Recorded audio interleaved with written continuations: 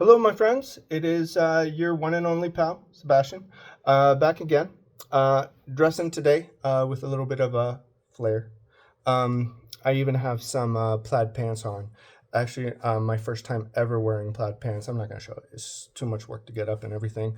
But they're going to see me today. That's that's what I promised myself. Oh, I'm going to be seen. So just a little funky, it's kind of fun. But yeah. Anyways. Thrifter, collector, reseller, all that stuff. Now, I'm going to do a little show and tell on some of the recent books I picked up. The most of them are vintage on average. That's what I tend to like. It's not necessarily highest margin books or fastest sell through. That's always what you got to, when you're getting into those areas, the older stuff, you're going to probably have to sit on longer just because, it's oftentimes a little more niche, whereas, more contemporary stuff, it's, you can fly through it more quickly on the resale. But yeah, I'll get going here. First one.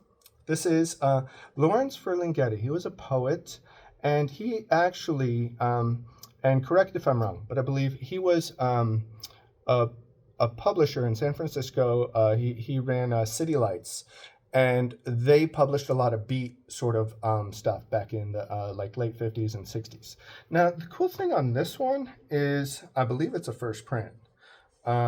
So I have not comped values on this because I found this book a lot of times. I've never found a first print.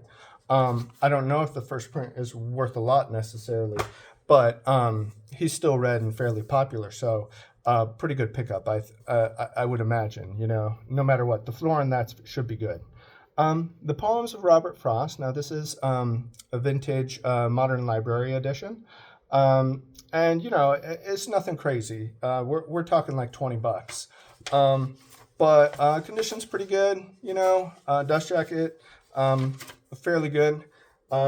So yeah, that should be a good one, I mean, people still enjoy Robert Frost, it's like, I'll show you one here where it's like, this author really faded. Kind of like, there's a couple of authors from previous generations, like Herman Wouk, or Wouk, whatever he's called, Wouk, James Michener. Some of these guys, man, they used to be the most popular writers of their generation, Gore Vidal, and then they did not transcend generations. The Good Earth by Pearl Buck, another writer who was very popular in her time, and I feel like just not read at all anymore. I haven't read her, so I really can't comment on anything. But this is kind of a cool edition. I mean, it's vintage, and you can look at the typography, which I love the typography of like the 30s and 40s. Actually, I like a lot of the different eras in the 20th century because there's so much variance. This one is from, hold on, I'll tell you, 1944. Again, it's kind of like the Frost, maybe $20. Here's one of my favorites that I found because this one was funny. I don't find a lot of like, say, sleaze and kind of erotica out in the thrift wilds. I think probably they're under orders not to put that stuff out necessarily, or these are usually pretty beat up, or they just, you just don't find a lot. So The Other Side of the Night, and the back is hilarious. It gives you a cast of the characters, and it's a hell of a character list. My friend, I sent this to my friend Gloomy Girl Books, and she's like, dude, this guy basically just wrote all his kinks into the book, which I was definitely laughing at that. This is John Steinbeck vintage paperback, probably looking at like $5, Sweet Thursday. I just finished Back to Eden. That was so good. Oh, no, East of Eden. I'm getting confused with the health book. East of Eden. Amazing book. I really loved it. I hadn't read Steinbeck in ages, so it's really cool to read him as a little bit of an older adult, and you can really appreciate his understanding of people, his intellect, his philosophy. He's very compassionate and empathetic person, which I really respect, and he's a great writer, in my opinion. And it's interesting because I was actually looking up between. I was like, I read some Hemingway not too long ago, and I'm like, oh, were these guys were like contemporaries? Were they buddies or something? I was like, and I was like, I wonder. I've never heard of them connected. And it turns out they had met only once, and it was kind of like a very awkward meeting. And they kind of considered themselves like rivals, So I don't think they were buddy buddy. It's just interesting. They have very contrasting styles, very different kind of people too. I'm more Steinbeck guy myself, but I respect Hemingway's skill with the pen. Malloy by Samuel Beckett. Now, this is vintage, and this was all from the same person's collection, a lot of these. Now, this is the ninth printing. So, not bad, not sure what I'll get on that, but again, this is another one from that person's collection. I think they were, I'm always curious when I find an interesting collection like this, where I'm like, oh, they got some interesting, unique material here, and I'm like, were they a professor, like academic, or somebody who's, just highly into the arts and literature? So this is The Dark Houses by poems by Donald Hall. He's a very famous poet. Oh my gosh, I didn't even see this inscription originally. The handwriting is absolutely amazing. I love finding inscriptions in books from different periods of time, because you can really see how people were trained in writing in different ways, and it's different in different cultures too, and by gender, by class. There's a lot of you can tell, you can assume or presume certain things by handwriting. I'm not saying it's fully accurate. It's just interesting. Now, this one is from 1958. Again, not sure on value. This was fairly, slam dunk though. So he's an important writer or poet. This guy, The Golden Name Day. This was a different collection, different Goodwill that I found this. And the reason it's notable is it looked 50s when I saw it, based on the illustration on there. And it turns out this is ex-library, so it's not perfect. But it is a first edition from 1955, and the reason it's interesting, or has some value, is because the illustrations are by Garth Williams, and Garth Williams did a lot of illustrations for Little Goldman books. That's where a lot of people would probably have some familiarity with his work. That's where I first had familiarity with his work. Now, value on this, I didn't comp it too hard, but it should be good. It's just, like I was saying with the vintage stuff, you got to be a little patient. I'll have to be patient to sell that, especially depending on what price point I'm looking for. I'll probably try and sell on the medium to lower end of the market pricing, just to try and move it a little more quickly. This is cool. Robinson Crusoe by Daniel Defoe. But the interesting thing, the reason I picked it up is because the illustrations are by N.C. Wyeth. Kind of one of those really great early 20th century American, like golden age of illustration guys. He was kind of in the pantheon, So let me just check real quick what the date was on this one. It is from, I'm not finding it. Wait, 40s? Pretty sure it's 40s. Anyways, I'm not finding it right now. But here, I'll show you some illustrations. You can see it's not for everybody because it's very traditional, But he had some really cool artwork. And I've mentioned this in other videos, but his son, Andrew Wyeth, was also a very talented, very good, and a very famous artist, illustrator. Sometimes, those artists, like Andrew Wyeth, they were not really liked by the art establishment, like on the coastal cities, like New York, because they were too traditional. They're like, the art people and intellectuals in the cities were more like, oh, that's so passé, that's like, that's so backwoods, regressive or something, because they were pushing more abstract, highly conceptualized art.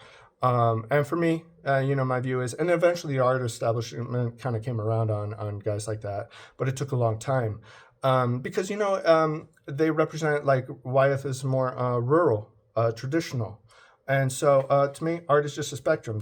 And so that's the beauty of it. You connect with what you connect with. It's just there's no necessarily right or wrong when it comes to style. Style is just a vehicle to express, and hopefully as much of the person themselves can come through in the work. I like to think. Marijuana Reconsidered. And this is going to be one of those that will appeal to people who are interested in marijuana, which is kind of a big subculture. I've found some cool marijuana T-shirts. I'm not a marijuana guy. I don't care about it. I mean, do I think it should be legal? Sure, why not? I mean, a lot of other dumb things are legal, and much less regulated. And this was an insert that was in it, which I thought was really cool, actually. A little brochure. So, these kind of things, I love ephemera, like the kind of ephemera that you can find in the old books, because it tells the story of how they were dealing with these issues back in the day. And you can kind of see the lineage and evolution on stuff. So, the value on that actually might be okay, especially with the brochure. The brochure adds, it's kind of like a factor stack, it adds an element to the story and of the book. This is just a no dust jacket on this one, but it's Our Wildlife Legacy. So I actually think, now this is, it's an early edition is what it is, 1954, with the number 5 on there. So I'm assuming 5th printing. I haven't really looked too closely, but this one I think is probably an important book within like nature and conservancy like movements and stuff like that. So should be decent value. I do check actually the books without dust jackets. Like I'll quickly look, and if it's a name I know or has an interesting title where I'm like, that's something that might be important within its field as well, because if it's important within its field, it means it will probably somebody who's working in those fields or has deep interest on that will want it. But you're working with a very narrow collector base on a lot of those things. So you just gotta, that's why the sell through is pretty slow on a lot of stuff like that. This is cool. The Trial, Franz Kafka. Love Kafka. Now this, and again, I love like the typography. I think I'm gonna say this is 50s. I'm guessing 50s. Let's see. This Modern Library Edition. It's 56. Yeah. But pretty good. Pretty cool. Value. I think the floor on that probably $20, but it might be a bit more. Franz Kafka, The Castle, with a foreword by Thomas Mann. Was also a very famous German writer. Kafka, I believe, was he Czech, I think? So let's see. This one is from 1964. So pretty cool, The supply on these is decent high, so it's not like it's crazy money, but it's good. This is a very collected, like 80s teen romance sort of series. It's the Sweet Dream series. The reason this one is actually good, pretty much the best one you can find in the series, is because it's the first one and it's first printing. So P.S. I love you. I'll pick these up. They're very sellable. I've sold that one many times. Very findable. That's the best condition I've ever found it in. And I don't even know if I found a first printing. I have found a first printing, but it was very beat up, actually. These ones are straight up funky. I love these, just like, oh my God, creepy children. Now you could do really cool vintage like horror book collections where it's like you could just focus on creepy babies or creepy children sort of collecting themes, amongst other things. I mean, there's so many ways. The vintage horror, especially late 70s through mid 90s, is phenomenal for cover art, in my opinion. But this is Zena Henderson. I found another one. This one was particularly like just, oh my God, that's just weird. It's straight up weird. But yeah, these are good. I mean, this one, sell it for 10. This one a little more because the cover art hits harder, and I think that's why it sells for maybe 15, 20. This guy, I picked this up. It's good condition. He's fairly popular writer, Milan Kundera. I also think he's Czech, actually. So I think this is 90s or 2000s edition.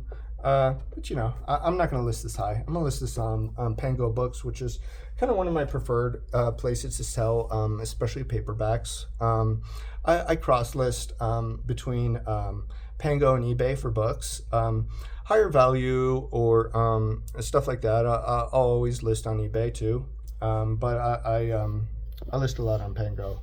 And Pango is a great site. I highly recommend it. It's what you call a readers like site. You know, like it's people who love literature or books of all kinds. Now these are cool. These are antique Tennyson poetry books. I found too.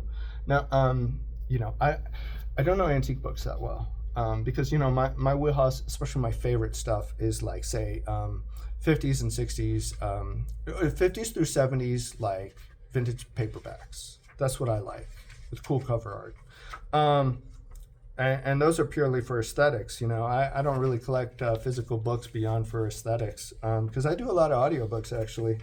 So Thomas Crowell. Oh, now I'm not finding and the pages, they're gilt edged, which is good, you know, and they don't have fading. So, you know, they used real gold. I mean, like this is a micro dose of it, but, you know, this is probably 1880s because I can't find it too much right now and I don't want to be like busting around on it. But the cover is just beautiful, isn't it? I think that's so cool. I mean, the value on this, because I said I don't know these that well, it might be around $50, and with some decent variability because I'm not sure on that particular edition. Some of those can sell for a lot of money, but you know, oftentimes it's because they have a specific illustrator, publisher, et cetera, and design qualities that interest people. This is the other one, but you know, that's pretty classic for like 1880s. I feel like that's what the design style they were doing. With the production qualities. This one's also gilt edged. Oh yeah, this one, just the name inscription, like I was saying earlier on how people were trained in their writing. I mean, I just love that. You can also kind of, you can use different clues if you don't always have a date on a book, you know, to figure out when it's from. You can even look at the writing style, the handwriting style. Now you also got the typography that's being used in the production and design, which is also helpful. I'm not an expert on that, but you know, like true book experts and people who deal in these things are going to have be able to draw from a pretty big base of knowledge on that. So it's pretty cool. You can go pretty deep on a lot of these things. I got to grab my coffee. Winnie the Pooh mug. I would say Winnie the Pooh is like top 5 all-time cartoon bear. That's no dispute. So this is what was this? The South in Black and White, Race and Subjectivity in Post-War American Photography. Now that's interesting because it's such a specific theme, and very interesting because you can kind of see how people are represented and evolution of this. And you know, these are really like people who put these books together. I have so much respect for, because these are really passion projects. Because you know, they didn't print a zillion of these. They didn't make a million of them. You know, so it's really they're sharing their knowledge. Because oftentimes it'll be an academic or somebody who's like just has studied this very deeply, and it's really cool that they create these books. Publisher is Dartmouth. Oh, okay, interesting. That's just interesting to me. But actually, that one should have decent value. This guy, I'm not familiar with this artist either. Andre Cortez, but apparently was a photographer. Again, this one should be maybe like $60. You know, for most of these, I didn't even mention, but I'm usually paying for books. Most are picked up at Goodwill. Pay usually $1 to $3 on average. Paperbacks are a little less, the hardcovers a bit more. This one came across yesterday. Jack Hirschman, All That's Left. This one, the cool thing about it, it had an old sticker, so it had been in the store for a while. But you know, a lot of these things, I mean, there's so many objects and books in our culture that, you know, people don't, a lot of stuff slips through. This would have ended up in the landfill probably if I hadn't picked it up, but it's signed. So he was a fairly famous poet. Value on that, I don't really have an estimate. I saw some listings were like ridiculously high. I mean, I'm talking like $250. Do I think it's worth that much? Probably not. But it's probably worth a decent amount to the right person. Camus, the fall vintage, I believe 50s, maybe late 50s, early 60s. Paperback, I've sold this before. It took a while though, but this one is in good condition. Gonna list for $5. Again, this one's looping back to the old vintage books collection I had found in that one Goodwill here. The Rebel by Camus. Again, it looks fairly unread, so they didn't do their homework. You got to read Camus. You can't leave it unread. I love the myth of Sisyphus. I mean, Camus, in terms of the French existentialists and writers, was definitely one of my favorites. I feel he was a lot more subtle and nuanced than like Sartre. I'm not really a Sartre guy. I think I would have really found him obnoxious. I mean, I'm not saying he's not brilliant. I'm just saying I don't think I would have liked him. Because he was more ideologue kind of dude, you know, like very dogmatic. And I'm always leery of that, personally. I mean, you get a vibe on how I think. This is cool. Vintage. Brothers Karamazov by Dostoevsky, Penguin, together, you know, I'll probably just try and sell those to make a deal for somebody, like sell them for $10 on Pango. Red Fairy book. This one, I was curious on when I saw it because I've never seen it before. And, you know, it kind of stands out with that red spine and everything. I think it's decent value because it's drawing from a wider expanse of like fairy tales and stuff. So I thought that was interesting. This one I learned also about from my friend Gloomy Girl Books, Dorothy Allison. Now this edition I couldn't find anywhere. This dual book edition from, I guess, Triangle Classics. But what she's kind of within the gay and lesbian experience. So that's kind of that niche. And she's quite popular. That one, I mean, I don't know. I'll have to research a bit more what I can price it for. I'm not going to go crazy on it. But it's interesting. Now this Porsche 911 story. Pretty cool. I mean, initially I got this for my dad on the off chance he might want it. But it turns out he already had an edition of this. He's a Porsche guy, obviously. But it's a sellable book anyways, so, you know, you probably sell it for 30. You know, and I love Porsche too. I like Porsche generally more than Ferrari, just because I like the design a little more. You know, not that Ferrari's bad. It's just taste. It's just style. It's slightly less showy. It's still showy. But yeah, that's some of the recent finds. If you have any favorites, comments, corrections, you know, I mean, so much stuff. I pick up, you know, you can get a vibe that I'm a pretty, I do believe in metrics. I'm not against analytics and metrics, even within any fields. But I like going on my personal judgment on a lot of things. I don't always come too hard, especially if it's something I'm like, this seems interesting, you know, basically. Now you're gonna have a higher margin of error, obviously, if you're thrifting that way, thrifting and reselling. So you got to live with that. But you can hit some grand slams that way too. So it just depends on your style and what you're comfortable with. So I'm not saying that I'm doing it the right way. I would never say that. I'm just doing it a way that I also enjoy doing it this way. If I was purely metrics, I'd get very bored of the game. Now, and I make enough money doing it my way that it's fine, but it's probably not the best way. in terms of efficiency to do it.